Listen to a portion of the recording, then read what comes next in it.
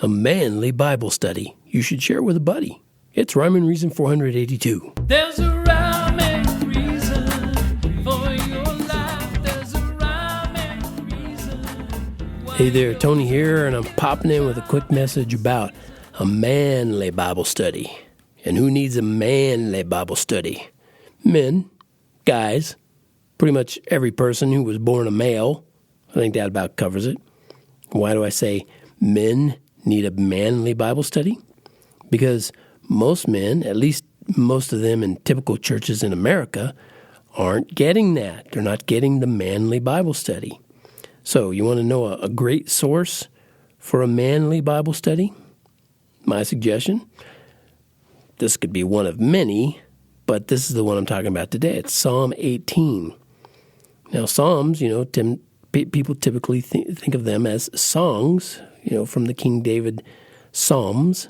And, anyway, it's not that. It's not going to give you an in-depth look at theology, Psalm 18 isn't. It's not going to give you an in-depth look at epistemology or even eschatology. But what it is going to give you, and plenty of it, is a manly look at our super manly God.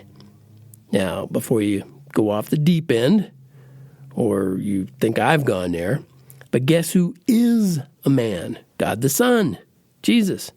And he's the manliest man who ever lived. Yes. And he's fully God, too. So when David, a servant of the Lord, talks about his rock and fortress and deliverer, he's not talking about some all-forgiving, peace-loving hippie.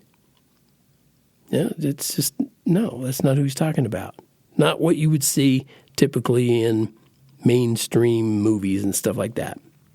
Psalm 18 is full of strong, powerful descriptions of our living, loving Creator. And there's lots of earth shaking going on, hills quaking, fire and smoke and hailstones. And coincidentally, as I was putting these thoughts together, started hailing outside. It's kind of weird. I'm talking about hailstones, and here come some hailstones. And they were little, so it didn't, wasn't any kind of damaging thing. But imagine hailstones big enough to get mentioned in the Bible. That's going to be some important stuff. Well, Psalm 18 also talks about God's power over brightness and darkness. And in that same psalm, foundations of the world are uncovered, and there are, quoting that psalm, lightnings in abundance. Does this sound like a peacenik or a pacifist? Hardly. And David even has faith that he can jump over walls and face enemy troops alone because he knows God will be with him. He won't truly be alone. He just figures he could do that. Wouldn't need a bunch of guys helping him do that. He's got God. But you know what else is manly about God? Yeah, this is going to get you. This is interesting.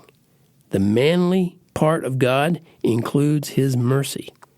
It's not like God takes pleasure in pounding wicked people down.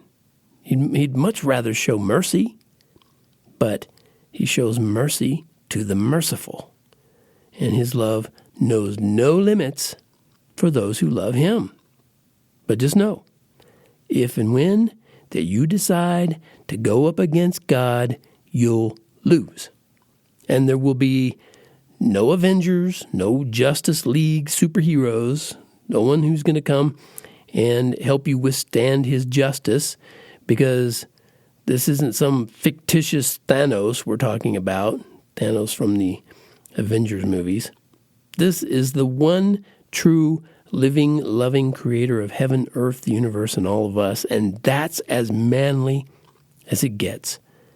So again, I suggest go read Psalm 18, and it delivers on the manliness much more than I have shared here.